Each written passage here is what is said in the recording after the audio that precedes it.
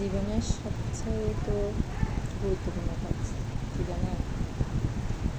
একজন সদ্গুরুর সন্ধান করা এবং আপনি যে গুরুর কাছ থেকে দীক্ষা গ্রহণ করবেন তিনি সদ্গুরু কিনা সেটা যাচাই করা।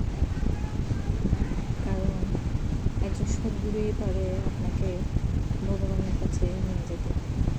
আর গুরু গ্রহণে যদি কোনো রকমের গাফিলতি হয় তাহলে আপনার জীবন শেষ। কারণ হচ্ছে এটা গুরুই আপনাকে সঠিক পথ প্রদর্শন করে দেয়। তাই অবশ্যই গুরু গ্রহণ করবেন এবং যাচাই করে গ্রহণ করবেন।